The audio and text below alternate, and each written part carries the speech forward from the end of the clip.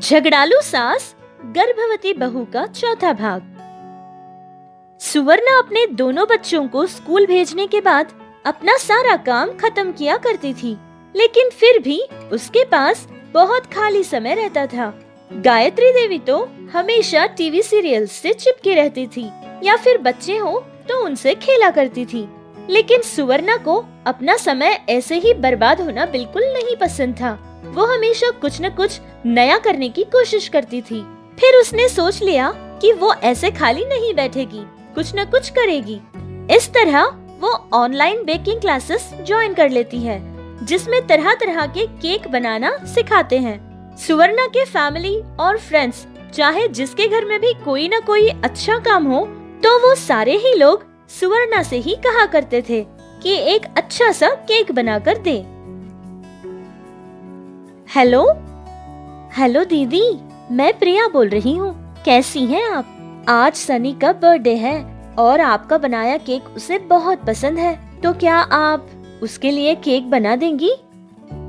अब पूछने के बाद मैं मना कैसे कर सकती हूँ। और हाँ, सनी को मेरी तरफ से विशेस कह देना। मैं शाम तक केक भिजवा दूंगी, ठीक है? बाय। कौन था फोन पे और कुछ भेजने की बात कर रही थी? अरे सासू माँ, वो प्रिया का फोन था। कह रही थी कि उसके पति सनी का बर्थडे है और मुझे केक भिजवाने के लिए कह रही थी। तो कह देना चाहिए था ना कि तुमसे नहीं होगा। ये सब लोग ना, मैं जानती हूँ इनको अच्छे से। अगर तुम्हारे बनाए केक का स्वाद उनको इतना अच्छा लगा तो उन्हें कहना चाहिए कि बहुत स्वादिष्ट है, या फिर ये पूछना चाहिए कि दीदी तुमने केक कैसे बनाया है। लेकिन ये क्या बात हुई, जब भी उनको खाने का मन किया तो तुम्हें फोन किया और तुम बना कर दे दो। पता नहीं कैसे कह देते हैं। तुम कोई बेकरी थोड़ी ना चलाती हो। अरे छोड़िए ना सासू माँ, इस बार के लिए बनाकर भेज देते हैं। ये आजकल के बच्चों को समझाना भी बहुत बड़ी मुश्किल का काम हो गया है। अब उनका क्या जाएगा, वो तो आराम से बैठकर ऑर्डर देंगे, लेकिन यहाँ सारी मेहनत तो तुम्हें ही करनी पड़ेगी ना। सुवर्णा से सारे लोग उसके बनाए केक्स के बारे में पूछा करते थे कि वो कैसे बनाती है जिसका स्वाद इतना अच्छा होता है, और ये भी कहते थे कि वो उन सारे लोगों को भी केक बनाना सिखा दे। जिनकी बातें सुनकर सुवर्णा को लगा कि अगर वो एक वीडियो बनाएगी कि केक कैसे बनाते हैं और वो वीडियो उसके फैमिली और फ्रेंड्स को भी शेयर करेगी तो वो लोग ऐसे ही देखकर सीख जाएंगे। ये सोचने के बाद अपने पति सूरज से कहती है कि वो एक कैमरा लेकर आए। अरे सुवर्णा, क्या कर रही हो? जब देखो तब कुछ न कुछ बनाती ही रहती हो।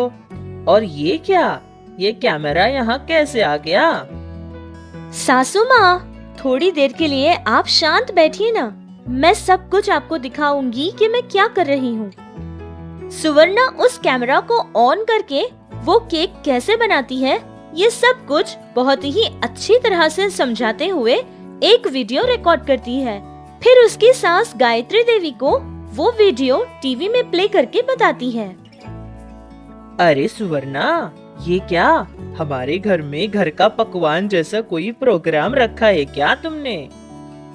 अरे नहीं सासू माँ, ये वीडियो मैं सारे लोगों को शेयर कर दूंगी, जिससे वो लोग भी मेरी तरह केक्स, कुकीज और बाकी रेसिपीज भी इस वीडियो की सहायता से सीख सकते हैं। अगर वो लोग सीख जाएंगे तो बार बार मुझे बनाने के लिए नहीं कहेंगे ना। कैसा लगा मेरा आइडिया? अरे वाह, ये तो बहुत ही कमाल का है। अगर इस वीडियो को YouTube में डाल देना तो सिर्फ फ्रेंड्स ही नहीं, सारी दुनिया देखेगी। अरे हाँ, ये आइडिया बहुत अच्छा है सुवर्णा। आजकल के लोग तो ये YouTube में खाना बनाना जानने वाले ना जानने वाले सभी लोग रखते हैं वीडियो। तो तुम तो इतना स्वादिष्ट बनाती हो ना, तुम अगर कोई वीडियो डालोगी तो सारे लोगों का भला हो सकता है देखकर। सुवर्णा को भी ये ख्याल बहुत ही अच्छा लगा था। वो कुछ नहीं कर पाई थी, ये बात का भी उसे बहुत दुख रहता था, और वो कमी इस काम से भी पूरी हो जाती थी। ये सोचकर वो घर में ही अपने पसंदीदा पकवान बनाती थी और उसको वीडियोस में रिकॉर्ड करती थी। फिर YouTube में उन वीडियोस को डाल दिया करती थी। इस तरह बहुत कम दिनों में ही उसके वीडियोस को बहुत सारे लोग देखने और पसंद भी करने लगे थे।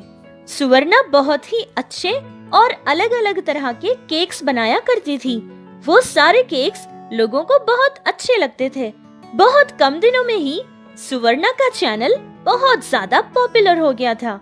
अच्छे नाम के साथ साथ उसको अच्छा फायदा भी मिल जाया करता था, जिसे देखकर उसकी सास यानी गायत्री देवी भी बहुत ज्यादा खुश हुई थी। सास और बहू का झगड़ा। एक छोटे से गांव में लक्ष्मी नाम की सास और कावेरी नाम की बहू रहती थी। कहने के लिए तो ये दोनों सास बहू थे, लेकिन इन दोनों का असली रिश्ता तो दुश्मनी का था। जब देखो तब एक दूसरे के साथ लड़ते ही रहते थे। इनके घर कोई झगड़ा ना हो ऐसा दिन ही नहीं होता था। एक दूसरे से कोई ना कोई बात पर झगड़ते ही रहते थे। सास और बहू की तो 1 मिनट के लिए भी नहीं बनती थी। ऐसा अनोखा था इन दोनों सास बहू का बंधन। भगवान के नाम पे कुछ दे दो माँ जी, भगवान आपका भला करेगा।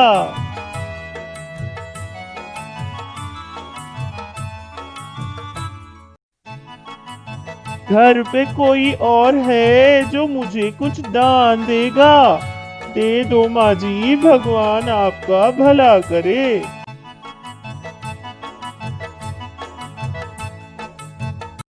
अरे कितने भले लोग हैं आप लोग माँ जी, बहुत बड़ा दिल है आप लोगों का। किसी के भी घर जाऊं तो थोड़े से चावल मिलते हैं मुझे, लेकिन आपके घर से मुझे इतना दान मिलता है माँ जी, जिससे मेरी पोटली ही भर जाती है। भगवान आपका भला करे, मैं चलता हूँ। हाँ, अब आप ये बताना चाहती है कि आप कितने बड़ी धर्मदाता हैं। मैंने उसको दान दिया था ना, क्या वो काफी नहीं था जो आप और ज्यादा लाकर उसे दे रही है?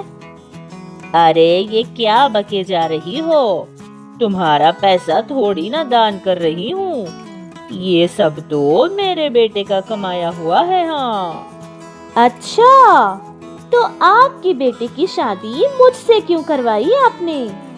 क्या करें, हमारी नसीब ही फूटी थी जो तुम्हें इस घर की बहू बनाना पड़ा हमें। हाँ। अरे हाँ, मैं तो भूल ही गई थी। ये कहती हुई कावेरी वहाँ से भागती हुई रसोई घर में जाती है। उसके जाने तक ही सारा खाना जलकर बर्बाद हो गया था। छी छी, बड़ी ही अजीब औरत है, हमेशा किसी न किसी बात पर झगड़ती ही रहती है। अब सारा खाना मुझे दोबारा बनाना पड़ेगा। दिन ब दिन ये झगड़ा बढ़ता ही जा रहा है, पता नहीं कब तक सहना पड़ेगा मुझे। सुनती हो, ये क्या खुसुर फुसुर कर रही हो? मेरा बेटा खाने के लिए आ जाएगा, जल्दी खाना बनाओ। हाँ, मैं भी तो वही कर रही हूँ, दीवार पे उपले नहीं मार रही हूँ, खाना ही तो बना रही हूँ ना। हाँ हाँ, मैं भी तो वही कह रही हूँ कि जल्दी खाना बनाओ और धूप के जाने से पहले ही गोबर के उपले बनाओ। छी छी, रोजाना ये एक काम करना पड़ता है मुझे। घर में गैस का चूल्हा तो है ना, तो फिर ये गोबर के उपले क्यों? पता नहीं ये सास कैसी सास है, शायद ये औरत कभी नहीं सुधरेगी। अरे कावेरी, अब तक तुमने उपले नहीं मारे क्या? हाँ सासू माँ, वही सोच रही थी कि इस गोबर को कहाँ मारूं। अच्छा, कल ही आई है, नई दुल्हन है, कहती है कि नहीं पता उपले कहाँ मारते हैं, मेरे मुंह पर मारो।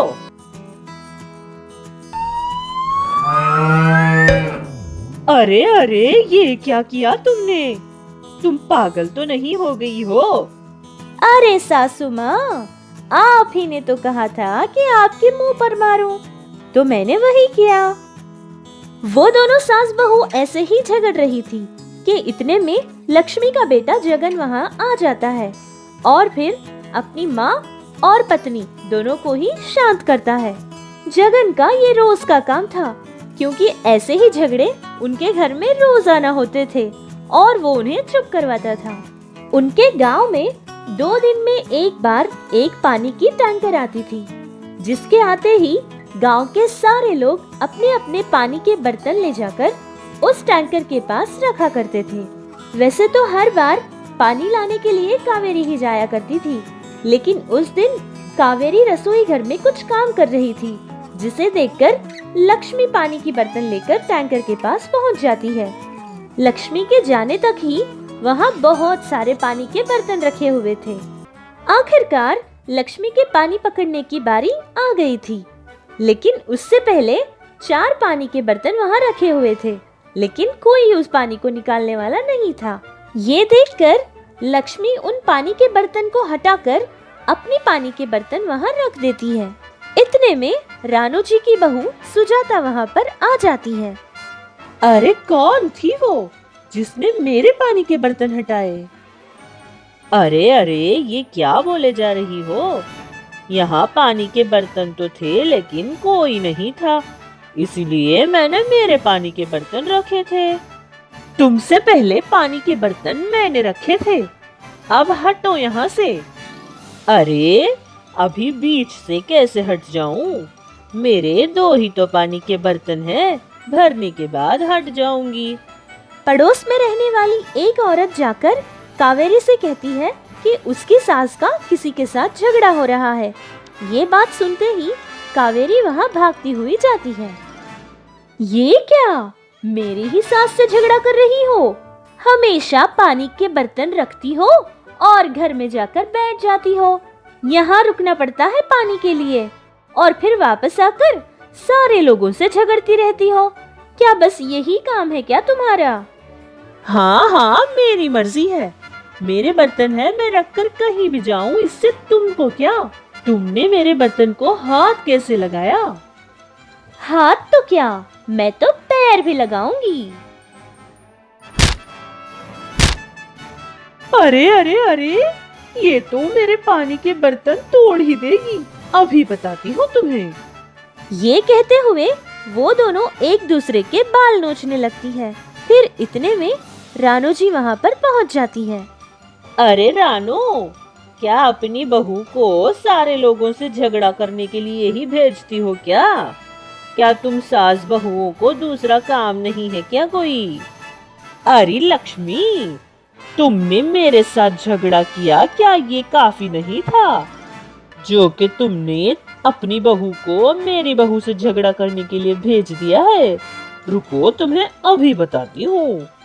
ये कहती हुई रानू लक्ष्मी के पानी के बर्तन को लात मारती है, जिसे देखकर लक्ष्मी को भी बहुत गुस्सा आ जाता है और वो भी रानू के पानी के बर्तन को लात मारती है। इस तरह दोनों सास और दोनों बहू एक दूसरे के साथ झगड़ने लगे। अगर दोबारा मेरे सास से बदतमीजी की ना, तो तुम्हें तो भून कर खा जाऊंगी। हाँ, अच्छा, तुम कुछ भी कर लोगी और तुम्हें लगता है कि मैं चुपचाप देखती खड़ी रहूंगी? देखोगी नहीं तो और क्या करोगी? बहू को समझाना तो आता नहीं है और बोलने चली आ गई। जाओ जाओ, यहाँ से अपनी बकवास बंद करो। हाँ हाँ, जाएंगे नहीं तो क्या यहीं रुकेंगे क्या? चलिए सासू माँ, वैसे भी इन लोगों से तो बात करना ही बेकार है। हर बार पानी लाने के लिए मैं ही जाती हूँ, लेकिन मैंने आज तक कभी किसी से झगड़ा नहीं किया। पता नहीं आज आप पानी लाने के लिए गई ही क्यों थी। दोबारा आप कभी मत जाइएगा, मैं खुद ला लूंगी। अरे तुम कहना क्या चाहती हो कि सारी गलती मेरी है क्या? वो तो तुम किसी काम में थी, मैंने सोचा कि थोड़ी सहायता करती हूँ। अब देखो ना, मेरी ही गलती हो गई है। हाँ, आपकी गलती नहीं है, गलती तो मेरी थी। जो कि आपके बारे में जानने के बाद भी मैंने आपके लिए वहाँ सबसे झगड़ा कर लिया था। अरे अरे बस करो तुम दोनों, हमेशा बस झगड़ा झगड़ा झगड़ा। घर में झगड़ा, बाजार में झगड़ा, जब देखो तब झगड़ा ही करती रहती हो तुम दोनों। जब तक तुम दोनों झगड़ा नहीं करती तब तक तो तुम्हारा खाना ही हजम नहीं होगा। अरे तंग आ गया हूँ तुम दोनों से मैं। ये मर्द बनकर पैदा होने से तो अच्छा था कि कोई मछली बनकर पैदा हो जाऊं, जिससे जो पकड़ता है एक ही बार में पकाकर खा जाता है। लेकिन मैं तुम दोनों की वजह से हर दिन पकता ही रहता हूँ। अरे थोड़ा चैन दो मुझे, चैन से जीने का मौका दो मुझे। जाओ जल्दी यहाँ से और खाकर सो जाओ चुपचाप। उन दोनों सास बहू का झगड़ा उस दिन के लिए इस तरह से खत्म हुआ था। सास और बहू के झगड़े भी बहुत अजीब होते हैं ना। ये कहानी भी सिर्फ आपके मनोरंजन के लिए ही बनाई गई है, किसी को सही या गलत साबित करने के लिए नहीं है।